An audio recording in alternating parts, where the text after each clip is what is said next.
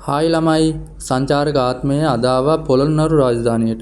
දැන් ඉන්නේ පොළොන්නරු රාජධානියේ. පොළොන්නරුවේ නටමුන් බැලීමට පැමිණ සිළු දෙනාම නොවරදවාම ඉතාමත් ගෞරවයෙන් හා ප්‍රශංසාවෙන් නැරඹීමට යන ස්ථානයක් අතරින් උත්තරාරාමයේ නොහොත් ගල් විහාරය හඳුන්වා දෙන්න පුළුවන්. ඉතින් මේ ගල් විහාරයට යන මාවත හරිම දැකුම් කළු විදියට හදලා තියෙනවා. ඉතින් ওই පඩිපෙළ ටික බැහැගෙන යනවා ඔන්න. මෙහි අනුරාධපුරයට වඩා බොහෝ විදේශ සංචාරකයෝ ඉන්නවා දකින්න පුළුවන්. ඉතින් යාළුවනේ වීඩියෝ එකට යන්න කලින්ම මතක් කිරීමක් කරන්න තියෙනවා.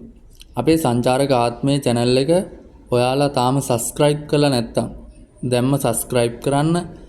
මෙවැනි අපූර්ව වටිනා වීඩියෝ දැම්ම ගමන් බලන්න පුළුවන් හැකියාව තියෙනවා.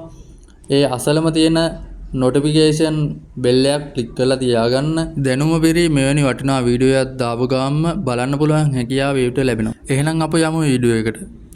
පොළොන්නරුවේ මහා පරාක්‍රමබාහු රජතුමා විසින් 12 වන සියවසේදී පමණ මෙම ගල් විහාරයේ ඉදිකොට ඇති බව වංශ කතා තුලින්ද පුරාවිද්‍යා සාධක මගින්ද පෙන්වා දිය හැකිය. යටත් විජය සමයේදී ෆර්ගන්, සැමුවෙල්, බර්කර්, ජේ.ඩබ්ලිව්. බර්ච් පළමුවන වරට මේ නටඹුන් දැකීමෙන් අනතුරුව ඔවුන් විසින් ඉන්දිය මහද්වීපය තුලද මෙවැනි විහාරයක් හමු නොවිය යයි පවසනු ලැබීය. අද වන විට ලාංකීය සමාජය තුළ ථේරවාද බුද්ධදහම ව්‍යාප්ත ගියද බොහෝ දෙනාගේ මතය වන්නේ පොළොන්නරුවේ ගල් විහාරයේ මහායානයේ පැවසෙන ත්‍රිකාය සංකල්පය තුළ ධර්මකාය සංකේතවත් කරන බුද්ධ මණ්ඩපය බවයි.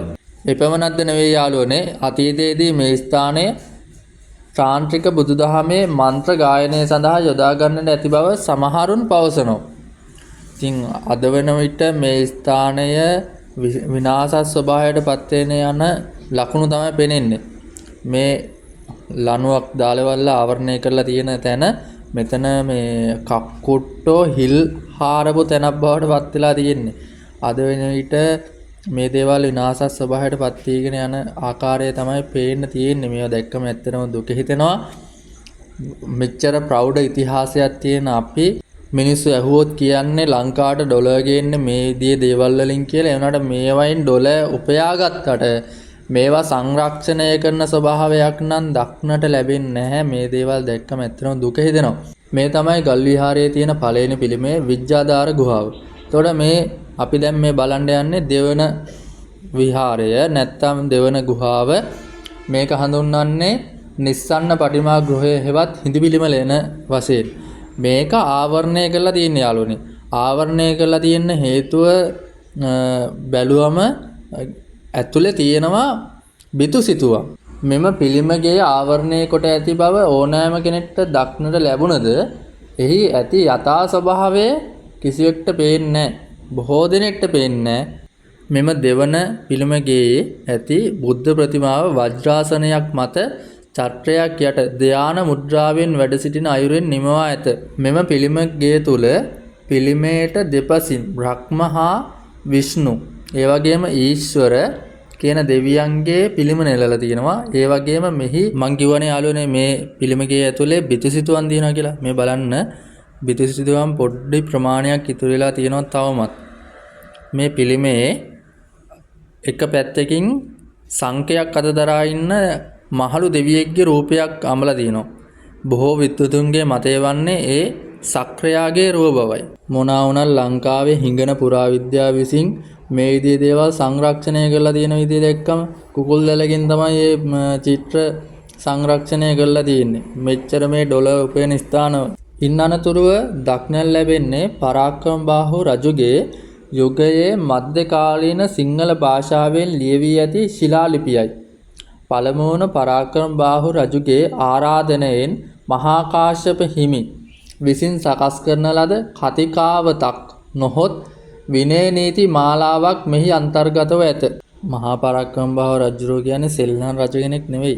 දකුණු ඉන්දියාවටත් ඇටැක් කරනවානේ.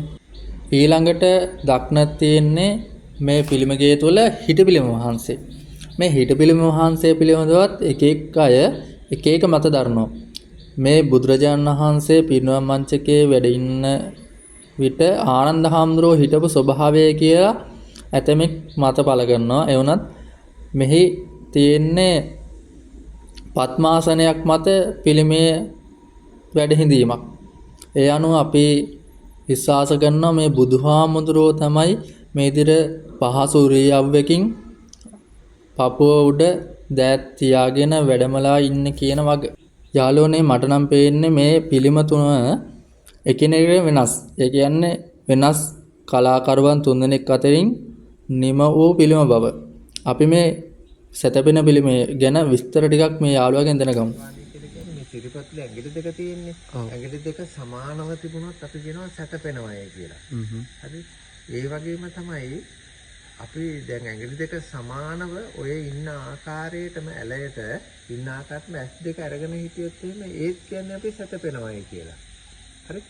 ඊළඟට දැන් එක පාදයක් පස්සට ගිහිල්ලානේ තියෙන්නේ. මෙන්න මේ සාධකයේ අනුව අපි මෙතනදී පරිණිරවාණය කියලා දන්නවා. නමුත් බුදුරජාණන් වහන්සේගේ පරිණිරවාණ අවස්ථාව සැතපෙනවයි කියලා තමයි සඳහන් කරන්නේ. ඒ කියන්නේ අර බෝඩ් එකේ දාලා තියෙන සැතපෙන ෆිල්මය කියන්නේ. එහෙනම් දැන් අපි මේ ෆිල්මේ පරිණිරවාණ ෆිල්මේ නම් කලාකරුවා මොනතරම් තාත්වික නිර්මාණයක්ද මේ කරලා තියෙන්නේ කියන එක අපි දැනගන්න ඕනේ. දැන් අපිට ඒක දැනගන්න පුළුවන් සාධක මේ තුලින් නිරූපණය කරනවා. දැන් සිරිපතුල දකිනකොට යටිපතුලේ මෙතනදී අපිට බුදුරජාණන් වහන්සේගේ සිරිපතුලේ මංගල ලක්ෂණ මඟුල් ලකුණු කියලා මංගල ලක්ෂණ 108 ගානේ දෙකේම 216ක් තියෙනවා. දැන් මෙතනදී මේ මඟුල් ලකුණු අපිට දකින්න නෑ. ඒවා පරිණිරවාණයේදී ඉවත් වෙලා තියෙන්නේ. හරි. ඊළඟ සාධකයේ විදිහට බලන්න. ඔහොම ඉස්සරහට බලනකොට බඩ සහ පපුව පෙනෙන්නේ කොහොමද කියලා බලන්න. බඩ සහ පපුව පෙන්නකොට බඩ රිම්මලලු තුනක් විදිහට බඩ රැඩ ගිහිල්ලා තියෙන්නේ. නේ?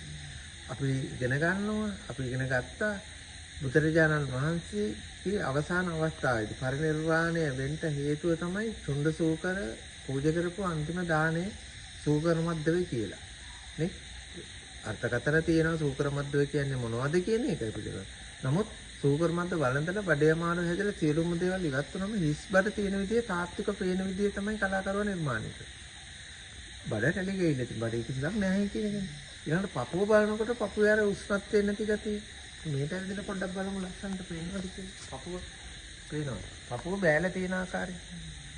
එනේ කල තුලින් පෙන්නනවා. ඊළඟට දැන් මේට ඇවිදලා බලනකොට උඩ ලම්බ කවන්න කියලා ලම්බ කරන කියලා අපි සඳහන් කරා. එහෙනම් දිග කනනේ. එහෙනම් දිග කන දැන් අංශකණුවක් කෙලින් නැහැනේ. මේ නැමිලානේ තියෙන්නේ. ඒ කියන්නේ ජීවයක් නැහැ කියන අර්ථයෙන්නේ. ඊළඟට දැන් බලනකොට උඩ අත තියෙන ආකාරය. උඩ අත ගොඩක් පාත් වෙලා. තේරෙනවද? ඊළඟට කොට්ටේ බැලුවොත් එimhe කොට්ටය බලන්න කොට්ටේ මොනතරම් පහතට ගිහිල්ලාද කියලා. නිර්මාණ. දැන් කොට්ටේ පාත් වෙලා බරට. අර කනට තියාගෙන දැන් අපි නිදා ගන්නකොට කනටනේ අත තියාගන්නේ. දැන් මේ අත එළියේ තියෙන්නේ. අත එළියට ඇවිදින්න තියෙන්නේ. ඊළඟ සාධක තමයි මෙතනදී බලනකොට චීවරය බලන්නකො චීවරයේ නැදි සහිතව හදලා තියෙනවා. දැන් සැතපෙනවා නම් චීවරය ඔහොම එකම ගානකට නැදි සහිතව තියෙන්න බෑනේ. ඊළඟට චීවරය වැක්කිරෙන ආකාරය සහ අදනේ වෙන වශයෙන් පෙන්නලා තියෙනවා. බලන්න මේ සියලු සාධක ඇතුළත් කරලා තාත්වික නිර්මාණයක් තමයි මේ කරලා තියෙන්නේ. ඉතින් යාළුවනේ ඔය ඈතින් පේන්නේ පොළොන්නරුවේ රුවන්වැලිසෑය. රුවන්වැලිසෑය කියලාත් හඳුන්වනවා, රැස්සෙහෙර කියලාත් හඳුන්වනවා. එතකොට යාළුවනේ මේ ගල්තලාවේ උඩ ඉඳගෙන සුද්දේ කාලේ සුද්දෙක් ඇවිල්ලා මේ පිළිම වහන්සේට වෙඩි තිබ්බා කියලා සඳහන් වෙනවා. ඒ වෙඩි තිබ්බ වෙලාවේ අලියෙක් ඇවිල්ලා ඒ සුද්දාව උස්සලා පොළේ ගැහුවා කියලාත් ජනප්‍රවාදයේ සඳහන් වෙනවා. ඉතින් යාළුවනේ මෙවැනි අපූර්ව වීඩියෝ එකකින් නැවතත් හමු වීමේ බලාපොරොත්තු වෙන අතර සමුගණ්ඩයි අපි සූදානම්. මේ අපේ channel එක subscribe කරලා නැත්නම් දැන්ම subscribe කරන්න. මේ වීඩියෝ එක ගැන ඔයාගේ අදහසත් පහලින් කමෙන්ට් කරගෙන යන්න. එහෙනම් හැමදෙනාටම සුබ දවසක් වේවා කියලා ප්‍රාර්ථනා කරනවා.